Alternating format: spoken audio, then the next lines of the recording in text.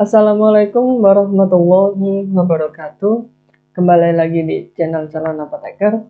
Dalam video kali ini, kita akan melanjutkan pembahasan materi yang kemarin.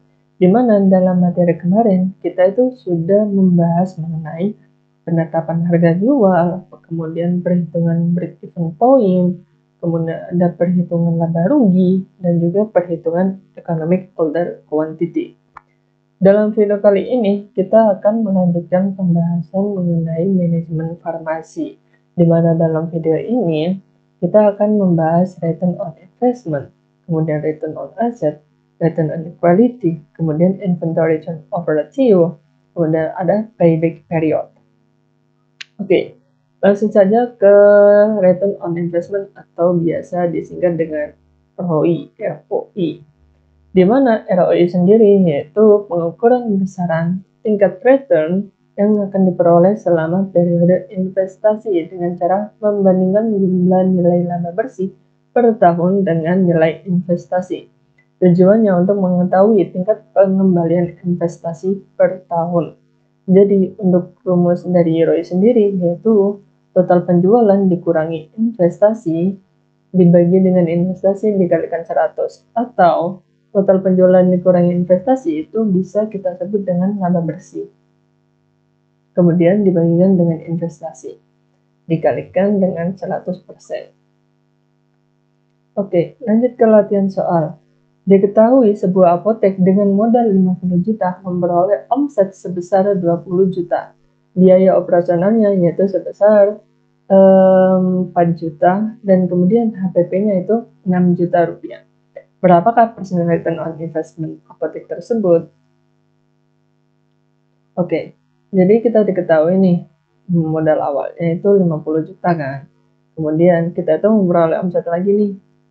Nah, omsetnya yaitu sebesar 20 juta. Kemudian biaya operasionalnya itu 4 juta. Kemudian HPP-nya atau harga pokok penjualan, apa ya HPP kemarin? Harga pokok penjualan itu apa ya? Lupa. Kayak gitu. Jadi nanti si omset ini kita akan kurangi dengan biaya operasional terlebih dahulu, kemudian dikurangi HPP untuk memperoleh laba bersihnya. Kemudian setelah diperoleh laba bersih, baru kita bagikan dengannya 50 juta. Laba bersih yaitu penjualan dikurangi HPP, kemudian dikurangi beban. Di mana penjualannya tadi yaitu sebesar 20 juta, kemudian dikurangi 6 juta dan dikurangi 4 juta oleh beban. Sehingga laba bersih yang diperoleh yaitu sebesar 10 juta. Sehingga tinggal kita masukkan saja nih 10 juta di atas, kemudian dikurangi investasi, di mana investasinya yaitu 50 juta, kemudian tinggal dikalikan 100. Laba bersihnya 10 juta, investasinya 50 juta, dikalikan 100, dan diperoleh ROI-nya yaitu sebesar 20%. Jadi jawabannya 20%. Oke, sekarang lanjut return on asset. Return on asset atau biasa disebut ROA itu merupakan rasio dari pendapatan bersih terhadap total aset. Tujuannya untuk mengetahui tingkat pengembalian aset itu berapa persen, gitu. Dimana rumusnya itu kurang lebih sama dengan investment, yaitu laba bersih dibagi total aset dikalikan 100. Ini adalah latihan soal. Apotek menjadi salah satu Apotek menjadi salah satu apotek yang melayani pasien dengan asuransi kesehatan. Apoteker penanggung jawab membuat laporan neraca keuangan sebagai berikut, di mana nilai total aset itu 30 juta, kemudian laba bersihnya yaitu 3 juta. Berapakah persentase return on asset dari apotek tersebut? Ya tinggal kita bagi aja sih laba bersih per total aset, atau 3 juta per 30 juta dikali 100 sama dengan 10%. Nah, ROA laba bersih dibagi total aset dikalikan 100 atau 3 juta per 30 juta dikalikan 100 sama dengan 10%. Kalau misal tidak diketahui laba bersihnya berapa ya. Seperti ini aja. Nanti juga omset dikurangi biaya operasionalnya. Mana sih ini? Nanti omset tinggal dikurangi biaya operasional, kemudian tinggal dikurangi HPP. Itu sama dengan laba bersih. Jadi tinggal menyesuaikan soal saja, apakah laba bersihnya itu sudah diketahui atau belum diketahui. Kalau misalnya belum diketahui, cuma diketahui omset, maka kita perlu mengurangi dengan HPP ataupun dikurangi dengan biaya operasional ataupun beban. Kurang lebih seperti itu. Oke, sekarang lanjut return on equity. Return on equity atau biasa disingkat ROE, yaitu penentuan utama kelayakan finansial suatu perusahaan. Nah, ROE sendiri itu biasanya digunakan sebagai ukuran kinerja keuangan utama karena hubungannya dengan peningkatan nilai unit bisnis. Untuk rumusnya itu kurang lebih sama, yaitu laba bersih per total ekuitas dikalikan 100. Jadi si ROA, ROI, ROE itu rumusnya kurang lebih sama. Cuma yang menjadi pembeda yaitu si pembaginya. Kalau ROI itu menggunakan investment, kalau ROA, iya nggak sih? ROA itu aset, kemudian kalau ROE itu equity atau ekuitas. Jadi kurang lebih sama sih tiga rumus tersebut. Jadi mudahlah untuk menghafal. Oke, sekarang ke latihan soal.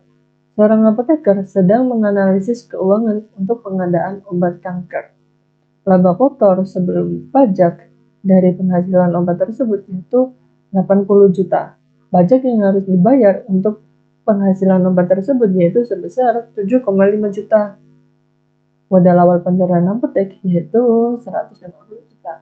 Berapakah persentase ROE-nya? Jadi ini kan sudah diketahui nih, si penghasilannya atau omset awalnya sudah diketahui nih 80 juta. Kemudian ada pajak nih, pajak atau beban, di mana pajak perusahaan atau beban perusahaan yaitu sebesar 7,5 juta. Kemudian modal awal atau ekuitas itu sebesar 150 juta.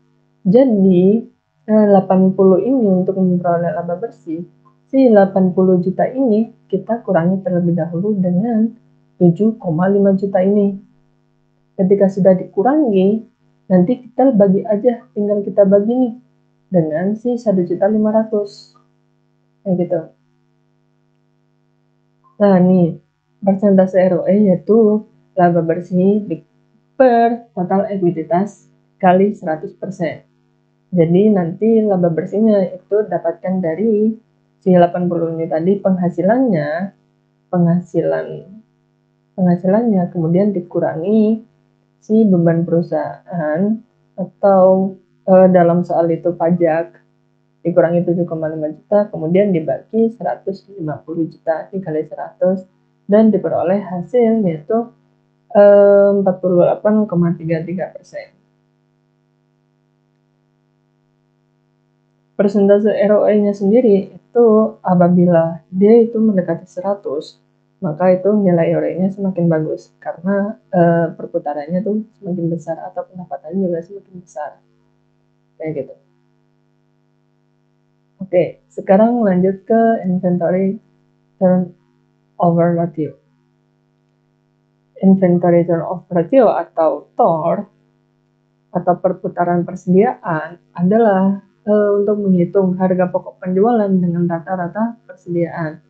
Nah, rasio ini digunakan untuk mengatur efektivitas manajemen dalam pengolahan sediaan. Untuk TOR sendiri atau perputaran persediaan itu biasanya dihitungnya per tahun, di mana rumus dari TOR sendiri yaitu HPP dibagi persediaan rata-rata, di mana persediaan rata-rata yaitu persediaan awal ditambah persediaan akhir dibagi dengan 2. Jadi persediaan rata-rata nanti akan dipindahkan ke sini dulu, atau kita mencari persediaan rata-rata terlebih dahulu sebelum mencari TOR. Rumusnya yaitu ini, persediaan awal plus persediaan akhir dibagi 2. Oke, lanjut ke soal saja, biar tidak pusing. Apotek melakukan stop of name pada awal dan akhir tahun 2020. Kemudian diketahui dalam setahun persediaan yaitu sebesar 110.800.000 rupiah dan persediaan akhir yaitu sebesar 134.900 rupiah dengan nilai HPP yaitu sebesar 645.500 rupiah. Maka setiap berapa bulan sekali perputaran laba tersebut. Jadi rumusnya tersebut kan kita harus mencari ini terlebih dahulu ya, persediaan rata-rata sebelum masuk ke perhitungan TOR. Persediaan rata-rata, kita kan sudah mengetahui nih persediaan awalnya berapa nih. Lah tinggal kita jumlahkan aja nih keduanya, tinggal jumlahkan kemudian nanti dibagi dengan 2. Setelah dibagi dengan 2, kita sudah mendapatkan nih persediaan rata-ratanya. Kemudian kita tinggal mencari tornya. Di mana tornya? Yaitu HPP atau si 645 juta ini akan dibagi dengan persediaan rata-rata ini yang habis dibagikan. Nah, masukkan rumus TOR atau bukan PP. PP itu payback period. Kalau bahasa Indonesia-nya ya perputaran persediaan emang, tapi kita pakai TOR aja lah. Kalau PP nanti payback period soalnya. Oke, sebelum kita mencari TOR, kita cari terlebih dahulu persediaan awal, persediaan rata-ratanya. Persediaan rata-rata yaitu persediaan awal plus persediaan akhir dibagi 2. Jadi ini tinggal masukkan saja di mana HPP-nya itu 645 juta. Kemudian untuk persediaan awalnya itu 110.800, kemudian ditambahkan wait, ada yang kurang nggak sih? Nolnya kurang nggak sih? Ya, nolnya kurang ini mah. Nolnya kurang. Ditambahkan 134.900.000, kemudian dibagi 2. Sebentar, saya hitung manual. Apakah jawabannya sama?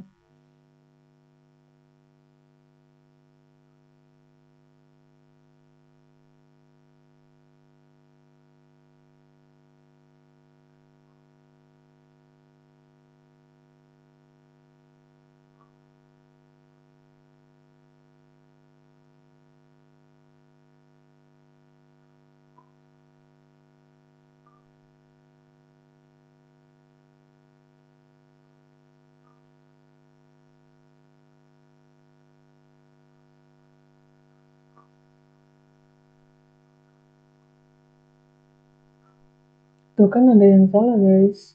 Ada yang salah nih kayaknya. Ada yang salah. Ya, ada yang salah kayaknya. Soalnya di aku, kita cari manual lah. Kita coba pakai kalkulator ini. Yang mana 10800, kemudian ditambahkan 134.900 sama dengan, kemudian kita bagi dengan 2. Ya kan ini kan. Kita catat dulu lah ya. Kita copy aja. Kita clear. Kemudian si 6 bagi 5 dibagi lagi. Oh ya, benar. Oke, benar. Soalnya ada yang tadi, soalnya di aku itu pakai yang kalkulator HP, hasilnya beda soalnya 10,38. Kayaknya aku salah hitung deh.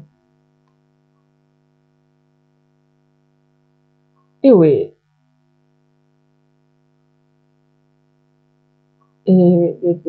Oh ya, saya hitung. Oke, jadi benar jawabannya yaitu sebesar 5,2 kali per tahun perputarannya. Jadi perputaran sediaan atau persediaan dalam 1 tahun yaitu sebesar 5,2 kali per tahun. Oke, kita lanjut ke payback period. Nah, payback period yaitu waktu yang diperkirakan untuk mengganti dana yang dikeluarkan dalam investasi dengan menggunakan aliran kas, laba bersih yang akan diterima. Oke, payback period yaitu rumusnya total harga per laba bersih dikali 1 tahun.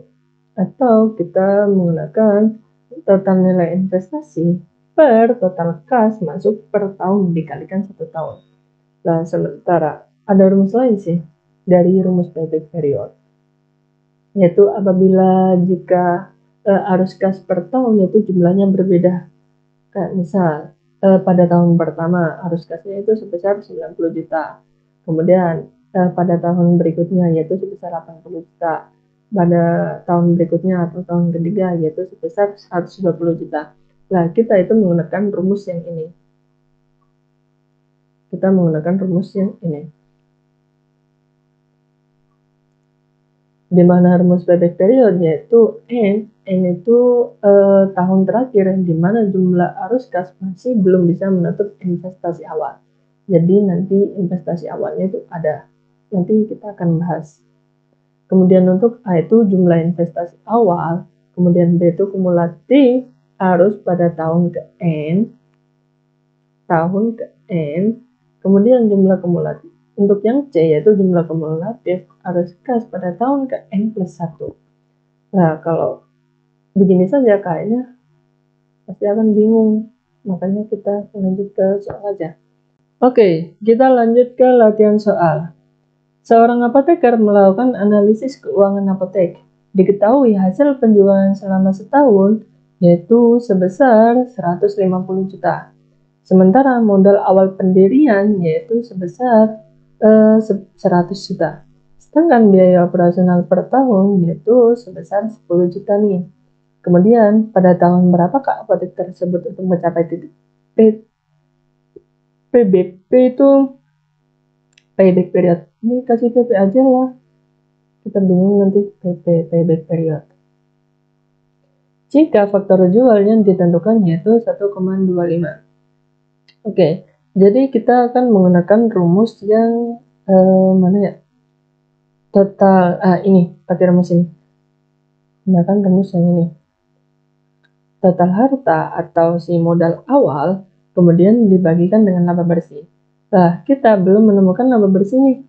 Sementara yang kita ketahui hanya jumlah penjualan selama setahun, yaitu sebesar 150 juta. Kemudian untuk biaya operasionalnya, kita hanya 10 juta. Nah, untuk rumus laba bersih, itu kan laba bersih itu omset atau penjualan atau pendapatan dikurangi dengan HPP dikurangi dengan beban. Nah, kita belum mengetahui nih si HPP-nya itu harga pokok penjualannya itu berapa, kan kita belum tahu nih. Nah, maka rumus dari HPP sendiri itu kan yang kemarin udah kita bahas,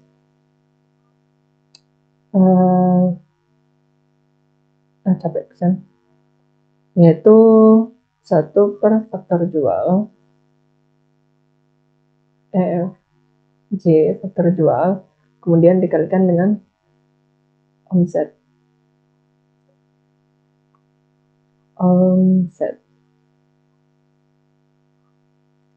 Nah, jadi nanti si ini 150 juta ini kita akan kurangi dengan HPP, di mana HPP itu diperoleh dari 1 per faktor jual atau 1 per 1,25 kemudian dikalikan omset. Omsetnya itu masuk ke yang ini 150 juta.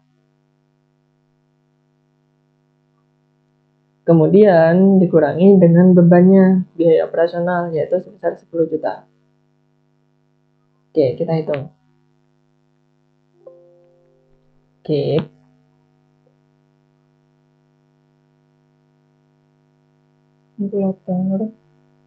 Berarti kita hitung HPP-nya terlebih dahulu, di mana HPP-nya itu 1 per 1,25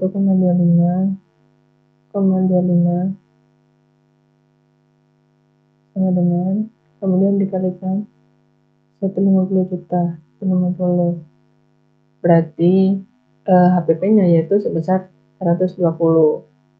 Oke, berarti 150 dikurangi 120 dikurangi 10 juta sama dengan 20 juta. Jadi si laba bersihnya itu kita sudah dapatkan yaitu sebesar 20 juta. Tinggal kita bagi aja nih 20 juta per 100 dibagi 20 juta. Nah, ini laba bersih yaitu penjualan dikurangi HPP dikurangi beban. Ya, sama kan 5 tahun kan? Ya, 100 dikurangi 20 juta dikali 1 tahun, 5 tahun. Kemudian penjualannya itu 150 juta. Penjualan dari tadi. Kemudian HPP, rumus HPP itu 1 per faktor jual dikalikan omset. Dimana 1 per 1,25 dikalikan 150 juta. Kemudian dikurangi beban atau biaya operasionalnya yaitu sebesar 10 juta. Kemudian kalikan nih, dapatkan hasilnya tadi kan 20 juta. Tinggal kita masukkan aja nih ke rumus yang ini. Modalnya kan tadi sudah diketahui nih. Modal awal pendirian apotek, itu sebesar 100 juta. Tinggal dimasukkan nih, modal awalnya 100 juta. Kemudian laba bersihnya dapatkan dari sini. Ini masuk ke sini. Jadi 100 dibagi 20 juta dikalikan setahun, yaitu sama dengan 5 tahun. Oke, paham sampai sini? Oke, paham lah. Insya Allah paham. Oke, kita lanjut ke latihan soal berikutnya. Udah. Nggak salah ya. Seorang apoteker akan membuat apotek dan menghabiskan total investasi yaitu sebesar 200 juta pada aktiva tetap dengan arus kas sebagai berikut. Jadi kita akan menggunakan rumus yang ini, yang N plus A min B dikurangi C min B dikalikan setahun. Pakai rumus ini. Kita nanti pakai rumus ini. Dimana dari arus kas pertama itu sebesar 75 juta, kemudian arus kas tahun kedua yaitu 60 juta, kemudian arus kas tahun ketiga yaitu 55 juta, dan arus kas pada tahun keempat yaitu sebesar 43 juta. Butuh waktu berapa tahun agar dapat menutupi modal tersebut? Jadi kita harus mengetahui terlebih dahulu mana yang N itu kan waktu terakhir ya. Kita cari N terlebih dahulu lah ya. Kita cari N terlebih dahulu. Lah, N sendiri yaitu kan waktu terakhir, di mana jumlah arus kas masih belum bisa menutupi investasi awal. Jadi kita cari terlebih dahulu nih. Jadi ini kita jumlahkan terlebih dahulu nih. Kita jumlahkan.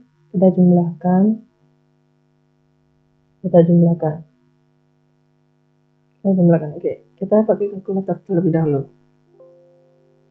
Kita keep.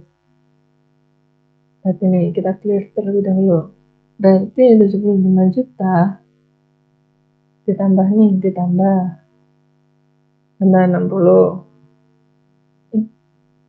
Salah. Bentar, maaf. 75 ditambah 60 sama dengan 135 juta. Masih belum nutup kan? Kita lanjut lagi nih. 55 berarti 190. Sementara si total asetnya yaitu investasi yaitu 200 juta. Kemudian pada tahun keempat, kalau tambahkan tahun keempat itu 43 yaitu 233. Jadi ketika kita nambahkan ke tahun keempat itu sudah melebihi dari investasi awal. Sementara N itu yaitu tahun jumlah jumlah total kas tahun terakhir di mana jumlah arus kas masih belum bisa menutupi investasi awal. Jadi ketika tahun keberapa sih sebelum nutup semuanya, yaitu pada tahun ketiga, di mana dijumlahkan tahun ketiga yaitu sebesar 190 juta. Jadi N-nya kita sudah diketahui nih, berarti N-nya tuh 3 tahun. pen. N sama dengan 3. Oke, sekarang tinggal kita cari A. A itu jumlah investasi awal. Di mana jumlah investasi awal yaitu sebesar ini, 200 juta. Berarti A-nya diketahui nih, A 200 juta. 200. Kemudian kita cari B nih. B itu jumlah kumulatif pada arus pada tahun ke N. Nah, jumlah kumulatif yaitu jumlah pada tahun ke N. Berarti pada tahun pertama, kedua, dan ketiga itu kita jumlahkan. Di mana kita sudah jumlahkan pada tadi, yaitu sebesar 190 juta. 190 juta. Kemudian C itu jumlah arus kas N plus 1. Berarti semua ini yang N yang pada tahun ketiga, kemudian kita tambahkan satu lagi nih, yaitu 43. Berarti kita dapatkan 233 juta. 233 juta. Oke, tinggal kita masukkan saja nih rumusnya. Di mana rumusnya? Itu bentar. Oh, ini cuma tadi ya. Itu jumlah investasi awal. N itu tahun terakhir di mana arus kas masih belum bisa menutupi, yaitu N-nya 3. Karena pada tahun ketiga arus kasnya masih belum bisa menutupi, yaitu sekitar 190 juta. Kalau tambahkan satu lagi itu sudah melebihi investasi awal, jadi kita tidak bisa. Kemudian B-nya yaitu kumulatif 190 juta, sama kan? Kemudian yang C yaitu 233 juta, sama. Oke, tinggal kita masukkan saja nih ke rumus. Di mana rumusnya yaitu ini, payback period sama dengan N plus A min B per C min B dikalikan 1 tahun. Jadi tinggal masukkan saja, N-nya 3, A-nya 200 juta, B-nya 190 juta, kemudian C-nya itu sebesar 233 juta dikurangi 190 juta dikalikan 1 tahun. Atau payback periodnya yaitu 3,23 tahun, atau kalau kita bulatkan dalam bentuk bulan berarti sih 0,23 nya itu dikalikan dengan 12. 0,23 dikalikan 12 itu sebesar 2,76, atau kita bulatkan menjadi 3 bulan. Seperti itu. Jadi caranya itu seperti itu. Kita harus cari terlebih dahulu si N terlebih dahulu, kemudian setelah mendapatkan N kita baru bisa mencari yang lainnya. Gitu. Oke, sekian untuk video kali ini. Kayaknya cuma sebentar. Berapa jam tadi ya? Kurang lebih 30 menit. Oke, itu saja yang bisa saya sampaikan. Apabila ada yang kurang paham atau susah untuk dimengerti, silakan tonton ulang lagi, atau mungkin kalau masih nonton ulang kurang paham, bisa tanyakan ke grup yang terdapat di Telegram maupun yang di kolom komentar. Kalau kolom komentar mungkin saya akan baca tuh kalau nggak malam hari, ya kemungkinan waktu saya upload lagi, soalnya saya tuh jarang lihat YouTube, karena kalau sudah selesai upload bakal saya tinggal dan saya akan stay di Telegram kayak gitu. Oke, sekian untuk video kali ini. Apabila ada salah kata, saya mohon maaf dan mohon koreksinya di kolom komentar. Saya akhiri video kali ini. Assalamualaikum warahmatullahi wabarakatuh.